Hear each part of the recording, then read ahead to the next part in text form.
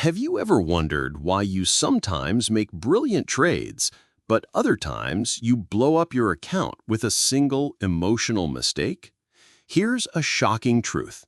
Most traders don't fail because of strategy, knowledge, or lack of intelligence. They fail because of something much deeper, the mental game. Jared Tendler, a mental game coach who has worked with poker players, athletes, and traders, explains in his book, The Mental Game of Trading, that success in the markets isn't about predicting the future, it's about mastering yourself. And in this video, we'll break down his most powerful lessons, including why your emotions hijack your decisions, how to build bulletproof discipline, and the surprising framework that can help you trade like a professional even when the pressure is sky high. Stay with me because by the end of this summary, you'll have a practical roadmap to transform your trading psychology, and not just in trading, but in life, business, and personal growth too. Chapter 1. Why the Mental Game Matters. Let's start with a simple but painful truth. You already know what you should be doing as a trader. Cut losses fast. Let winners run. Stick to your plan. So why don't you always do it? Here's where Jared Tendler makes a crucial point. Trading exposes weaknesses in your psychology faster and more brutally than almost any other activity. Think about it. If you get angry at work, maybe you send a harsh email. But in trading, that anger can cost you thousands of dollars in seconds. If you get greedy in everyday life, maybe you splurge on dessert.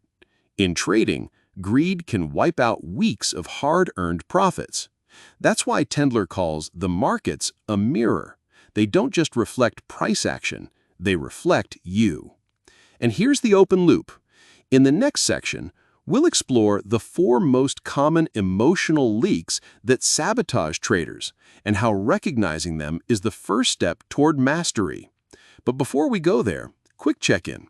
If this idea makes sense so far, hit the like button. It really helps more traders discover these insights. Chapter 2.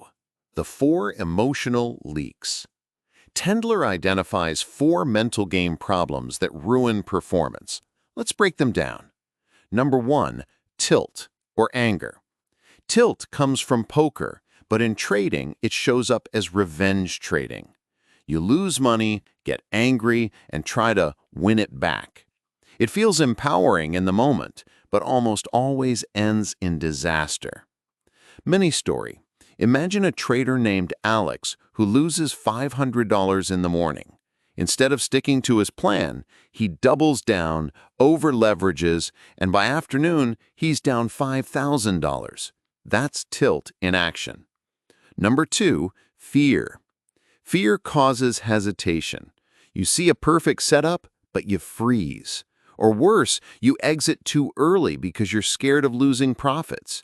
Fear makes you sabotage yourself before the market even has a chance to. Number 3, greed. We all know this one. Greed whispers, just hold a little longer, squeeze out more. But in reality, greed clouds judgment and ignores signals that it's time to exit. Number 4, overconfidence. Ever had a few wins in a row and thought, I've cracked the code, I'm unstoppable? That's overconfidence, and it usually leads to reckless trades, ignoring risk management, and giving back all those gains. Here's the kicker. These emotions don't just appear randomly. They're predictable, patterned, and they come from deeper flaws in your mental framework. And in the next section, we'll reveal Tendler's step-by-step framework for diagnosing and fixing these leaks, something he calls the inchworm concept. But before we jump there, quick question for you. Which of these 4 emotions hits you hardest when trading? Tilt, fear, greed, or overconfidence? Drop your answer in the comments. I'd love to hear. Chapter 3. The inchworm concept. Here's where Jared Tendler introduces one of the most powerful models in the book. Imagine an inchworm crawling. Its body stretches forward, then pulls the back end along. That's how growth works. In trading, your best performance is the front end of the inchworm. Your worst mistakes are the back end. Improvement doesn't just mean pushing your best higher. It also means dragging your worst mistakes forward. Why does this matter? Because most traders focus only on peak performance. They say, if I could just repeat my best day every day, I'd be rich. But that's not how reality works. The truth is, your consistency is determined by how bad your worst mistakes are. If your worst day is catastrophic, it erases months of progress. But if your worst day is just slightly red, then you're on the path to long-term survival and growth. Actionable example. Let's say your best trades earn you $1,000, but your worst mistakes cost you $2,500.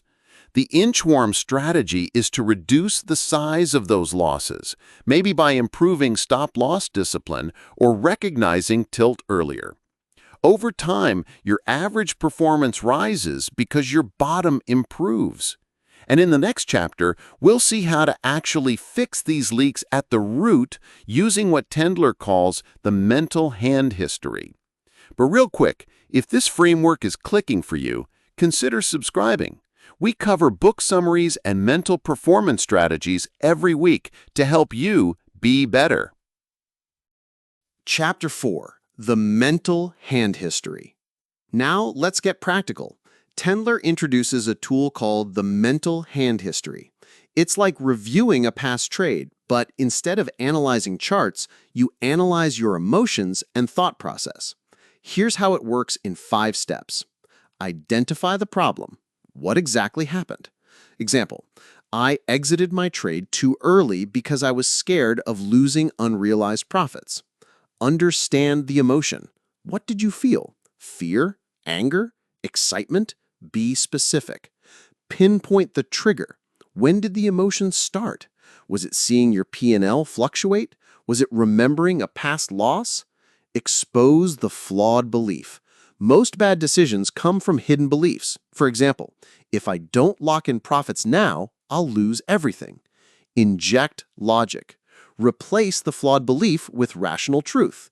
Example, my strategy works over hundreds of trades, not just one. Cutting this trade early destroys the math. By repeating this process, you actually retrain your brain. You're not suppressing emotions, you're rewiring how you respond to them. Mini analogy? Think of this like debugging code. If your trading psychology is the software, the mental hand history helps you find the bugs and rewrite cleaner code. And coming up, we'll cover the final big lesson, how to build long-term resilience and discipline so you don't just fix problems, you actually become the kind of person who thrives in high-pressure environments. Chapter 5.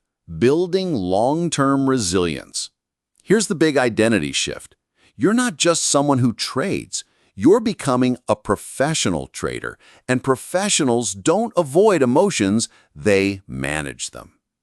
Tendler emphasizes that mental game mastery is a lifelong process. It's like going to the gym. You don't work out once and stay fit forever. You train consistently. Practical tools for resilience include pre-market warm-ups. Write down your key reminders before trading. Post-market cool-downs. Review mistakes, but without judgment. Treat them like data. Journaling triggers. Keep a log of moments you felt fear, greed, or tilt. Over time, you'll spot patterns. Process over outcome. Measure success by how well you followed your system, not by whether the trade made money. This shift is huge because it makes trading less about emotional roller coasters and more about steady execution. And here's the bigger lesson. When you learn to master emotions in trading, you naturally carry that same discipline into other areas, whether it's handling stress at work, being patient in relationships, or making better long-term financial decisions. Let's wrap up with the key lessons from the mental game of trading. Your biggest enemy isn't the market, it's your own mind. The 4 emotional leaks, tilt, fear, greed, and overconfidence, are predictable and fixable. The inchworm concept teaches us that real progress means improving our worst days, not just chasing peak performance. The mental hand history helps you identify triggers, expose flawed beliefs, and inject logic. Building resilience is about consistent training, reflection, and focusing on process over outcomes. Here's your action plan for today.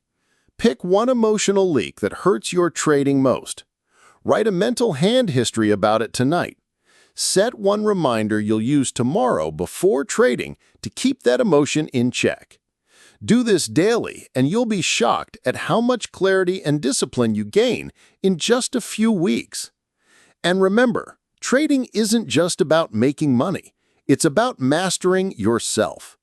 If this summary resonated with you, drop a comment with your biggest takeaway. And don't forget to subscribe, because in our next video, we'll be covering another powerful trading psychology book that takes these ideas even further. Thanks for watching, and as always, keep learning, keep growing, and keep playing the long game.